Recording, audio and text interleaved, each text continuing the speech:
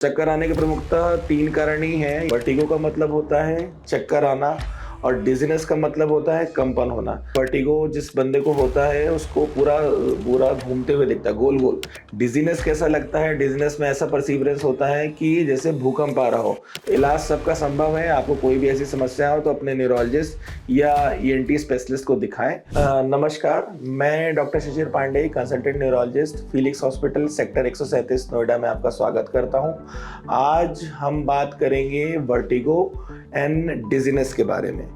दोनों क्या है? दोनों शब्द समान है कि दोनों शब्द अलग हैं? वर्टिगो का मतलब होता है चक्कर आना और डिजीनेस का मतलब होता है कंपन होना।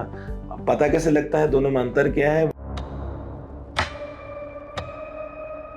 वर्टिगो जिस बंदे को होता है उसको पूरा पूरा घूमते हुए दिखता है, गोल-गोल। जैसे कि हम लोग किसी झूले के बाद उतरते हैं, उसमें जैसे पूरा एनवायरनमेंट गोल-गोल घूमता हुआ दिखेगा।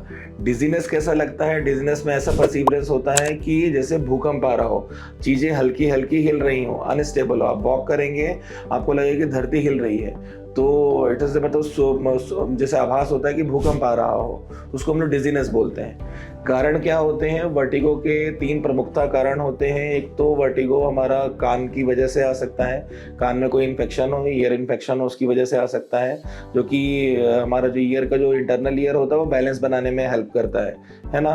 तो अगर व्यक्ति ओल्ड एज हो जाता है या कोई कान में पुरानी बहने की बीमारी या सीएसओएम टाइप का चीज़ रहती है, उसके बाद में वर्टिगो आना बहुत कॉमन है। आजकल वायरल इन्फेक्शन के बाद भी वर्टिगो हो जा रहा है। तो स्टिकिंग ट्यूब ब्लॉक हो जा रही है एंड देन ईयर में इन्फेक्शन गले से पहुंच जा रहा है एंड उसके बाद किसी भी सर्दी जुकाम के बाद में चक्कर आना बहुत स्वाभाविक है। सेकंड जो कि इंपॉर्टेंट कॉज है, जो न्यूरोलॉजिस्ट को पास तो आपको तुरंत आना चाहिए, वो है स्ट्रोक। अचानक से वर्टिगो आना शुरू हुआ, मतलब आप रात में ठीक सोए थे, दिन में ठीक सोए थे, सो के उठने के बाद पूरा घूम रहा है, जैसे ही आप उठ रहे हैं तो it could be A form of A subtle stroke हो सकता है। तो सेरिबेलम जो एरिया होता है ब्रेन का, वहाँ पे अगर कोई क्लॉट आता है तब इस प्रकार के सिम्टम्स आ सकते हैं कि आपको बैलेंस एक बना ही नहीं पा रहे हैं और पूरा घूम रहा है। उस कंडीशन में आपको तुरंत अस्पताल आना है। थर्ड जो होता है, जो कि धीरे धीरे डेवलप होता है, that is peripheral neuropathy.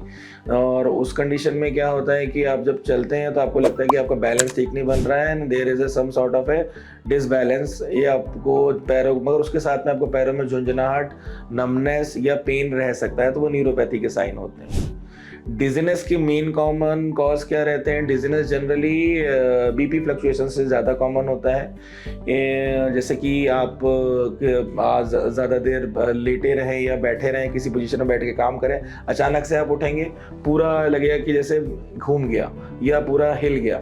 Similarly आप किसी पोजीशन में बैठे चल रहे हैं और अचानक से साइड वाइज मुड़े या किधर मुड़े तो आपको लगा कि पूरा हिल गया, तो दैट इज डिजीनेस।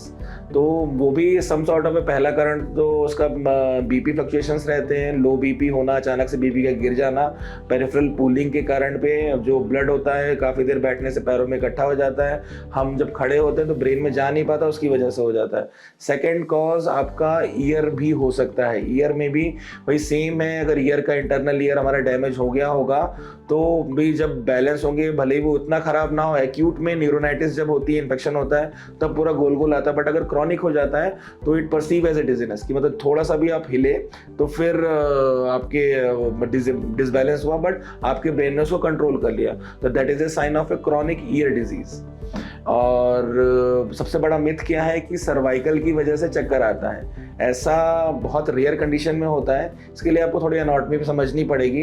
जो सर्वाइकल स्पाइन होता है उसके अगल बगल वर्टिब्रल आर्टरी जाती है, जो कि ब्रेन के पीछे वाले भाग को सप्लाई करती है। तो सर्वाइकल की वजह से डिजीनेस तभी हो सकता है जब वो वर्टिब्रल आर्टरी कंप्रेस होगी, और उसको कंप्रेस होने के लिए जो वर्टिब्रा है उसके स्पाइनस प्रोसेस इतने बड़े हो जाने चाहिए कि वो वर्टिब्रल आर्टरी कंप्रेस कर दे। तो ये बहुत ही रेयर होता है, जनरली ओल्ड एज में देखा जाता है, जहाँ वो वर्टिब्रल ओस्टियोफाइट्स बन जाते हैं। यंग एज में जो सब लोग लेबल्ड कर देते कि हाँ तुम्हें सर्वाइकल की वजह से चक्कर आ रहे हैं, वैसा नहीं होता। कोई यंग एज में ओस्टियोफाइट्स नहीं बनते हैं। तो चक्कर आने के प्रमुखतः 3 कारण ही हैं, या तो एक्यूट में आ रहा है तो अपना मिडिल ईयर या इंटरनल ईयर की वजह से आ सकता है, इन्फेक्शन की वजह से, न्यूरोनाइटिस की वजह से, सेकंड स्ट्रोक, और थर्ड इज न्यूरोपैथी। और रही बात जो डिजीनेस की है, जो हल्का सा वैसा गफलत डिजीनेस वाला चक्कर है, वो आपका that is major cause is BP. अच्छा, अब रहा रिगार्डिंग ट्रीटमेंट पर से हम लोग क्या करते हैं, तो there are certain in investigation. Neuropathy के लिए हम लोग एनसीवी का टेस्ट कराते हैं। सबसे अगर एक्यूट ऑनसेट चक्कर आना शुरू हुआ है, तुरंत एकदम जैसे सो के उठे थे आना, तो हम एमआरआई और बाकी टेस्ट, ब्लड टेस्ट कराते हैं। और अगर कोई देर इज अ सर्टेन मैनोवर, अगर इसको हॉलपाइक मैनोवर बोलते हैं, हम लोग अपने अगर कान से चक्कर आ रहा होता है तो हम वो स्टिमुलेटरी टेस्ट होता है, उसमें अगर प्रूव हो जाता है कि दिक्कत कान से ही है। दवा क्या देते हैं इलाज के लिए, हमारे पास वेस्टिबुलर सप्रेसेंट ड्रग्स होती हैं, वो हम यूज़ करते हैं, वर्टेन, स्पिन फ्री और बाकी और ड्रग्स भी हैं, वो हम यूज़ करते हैं। और साथ में देयर आर जो सिखाने की चीज़ होती है, that is a vestibular rehabilitation exercises, वो होती हैं, वो हम बंदे को सिखाते हैं कि आप वो करिए, उससे आपका जो बिगड़ा हुआ इक्विलिब्रियम है वो आपस से स्टेबलाइज हो जाएगा। और रही बात स्ट्रोक पर से वाले में, तो उसका जैसे स्ट्रोक का जैसा इलाज होता है एंटी कोगुलेंट स्टैटिन से, वैसे ही होता है। तो वर्टिगो से आपको घबराना नहीं है और उसका इलाज संभव है।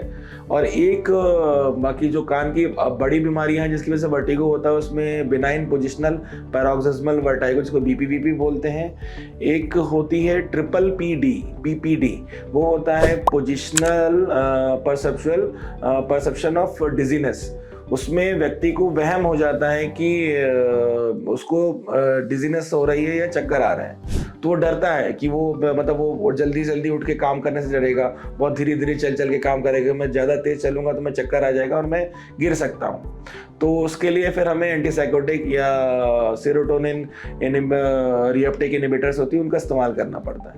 तो इलाज सबका संभव है। आपको कोई भी ऐसी समस्या हो तो अपने न्यूरोलॉजिस्ट या ईएनटी स्पेशलिस्ट को दिखाएं और इसका इलाज लें। नमस्कार। हेल्थ से जुड़ी ऐसी कई और जानकारी के लिए फेलिक्स हॉस्पिटल के यूट्यूब चैनल को सब्सक्राइब करें और अपने सवाल कमेंट बॉक्स के जरिए हम तक पहुंचाएं। और डॉक्टर की अपॉइंटमेंट के लिए दिए गए नंबर 9810455953 पर संपर्क करें।